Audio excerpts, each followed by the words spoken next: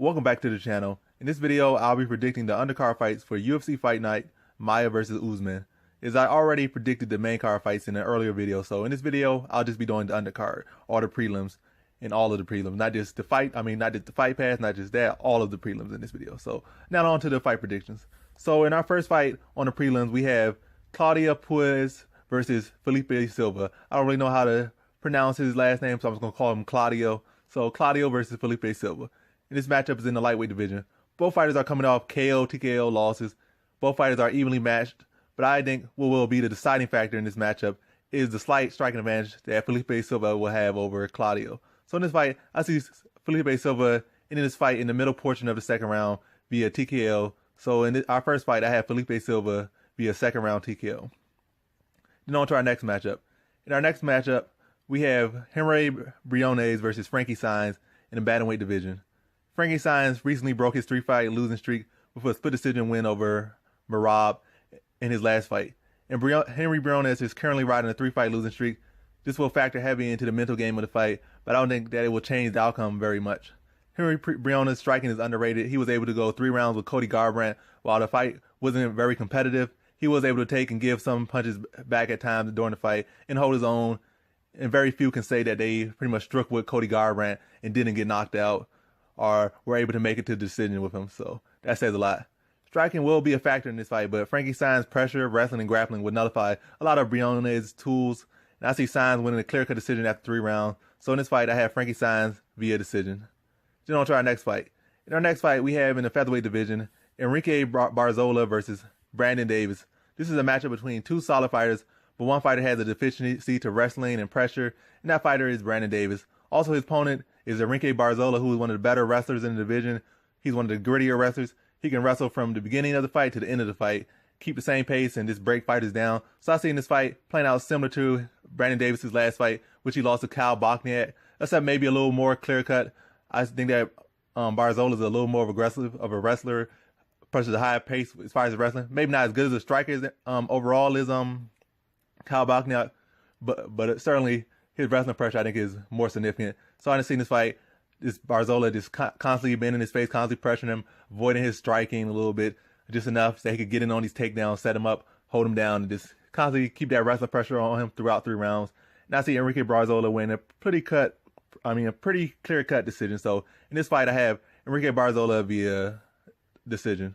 Then into our next fight, we have in the featherweight division, Gabriel Benitez versus Humberto Badene. I'm going to call him Humberto. I can't pronounce that last name. In this matchup, both fighters are well matched up. Humberto is bringing a lot of explosiveness, but Benitez is bringing experience and has refined his skills of late, looking the best he's ever looked as far as his UFC career has gone, his UFC tenure or whatever. I think Humberto bravado and explosiveness can serve him well in this fight. But like I said, Benitez is looking the best he's ever looked. And his recent dedication to the sweet science, aka boxing, will serve him well to counter Humberto's bravado and explosiveness. I think Gabriel Benitez has done a lot to clean up his striking, especially in his last performance over Jason Knight. He was able to pretty much play Matador against Jason Knight, and he was able to make Jason Knight look pretty bad, defend a lot of his takedowns, defend a lot of his grappling without much worries, and outstrike him. His jab looked good, his boxing overall looked good, his footwork looked good, and looked better than he's ever looked. He's improving, he's putting some extra time into his work, and he's just finding his groove at this moment. So I see in this fight it being competitive due to his, Humberto's bravado, but I think at this point Gabriel Benitez striking is cleaner. So I see him controlling the center of the octagon, controlling the pace of this fight.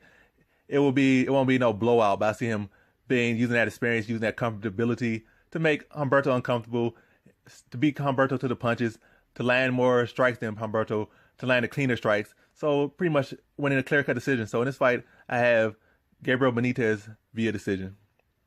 Then on to our next fight. In our next fight, we have in the strawweight division, Poliana Botelho versus Shuri Kondo.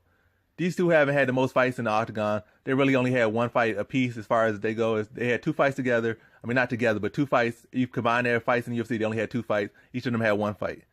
So it's really hard to gauge either fighter. They haven't really faced too many people. Shuri pretty much for the a fighter who only struck with her, and Paula Botelho for the fighter who really didn't have the best game plan for her. So it's like hard to really gauge off their performance because it didn't really show their full games. But judging based off the one fight each of them did have, on their UFC records. I see Poliana is the more well-rounded fighter, but her striking isn't among the best. And as far as Conor goes, she comes from a kickboxing background, so her striking is legit. But we haven't had the chance to see her ground game much in the UFC.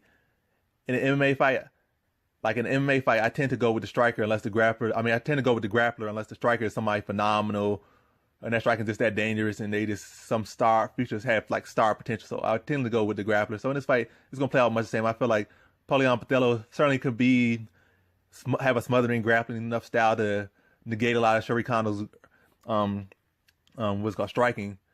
Sherry Condo, I don't think her striking is all that. I mean, her striking might be nice, her combinations might be nice, her timing, her picking her punches might be nice, but I don't think her footwork is all the best. So that's not going to serve her too well against a grappler who's going to be in her face, constantly pushing her to the back of the cage and trying to get on her legs, take her down, and grapple with her. So it's fine to see. I think Condo's a tough fighter. I think she's trained on the ground, but I see Poliana Botelho just taking her down and smothering her a bit, either holding her against the cage or getting down, doing whatever she can to negate a lot of her striking. So I have Poliana Botelho via decision. Then on to our next fight. We have a rematch in the flyweight division between Brandon Moreno, or a rematch of Brandon Moreno versus Alexandre Pantoja. The first fight was on Ultimate Fighter's Champion season, which featured flyweight champions from other different leagues and organizations.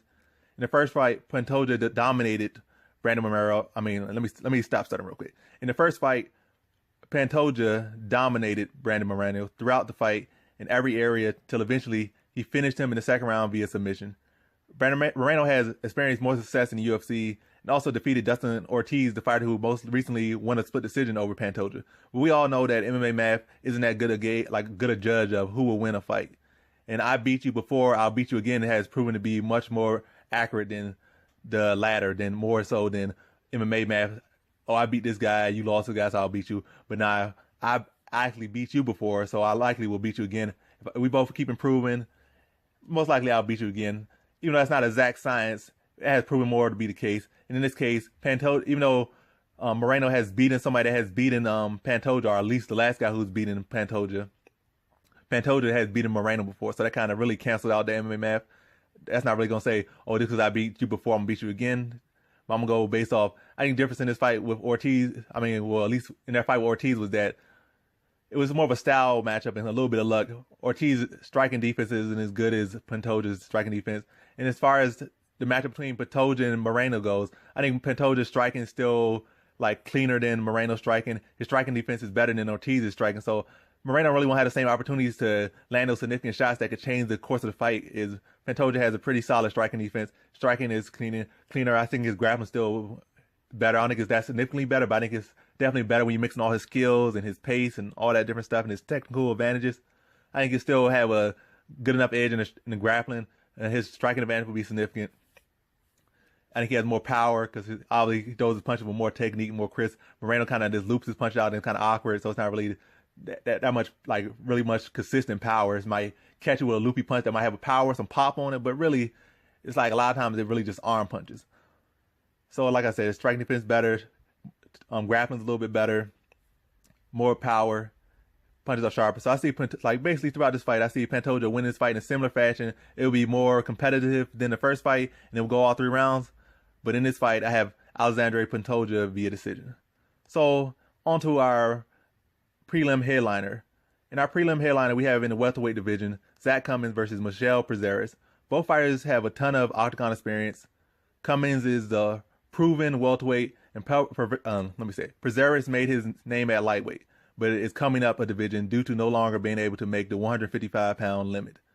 Prazeres has only fought at welterweight once, and that was on a short notice debut to which he lost a unanimous decision to Paulo Thiago. Cummins is a dangerous, well-rounded, and underrated fighter.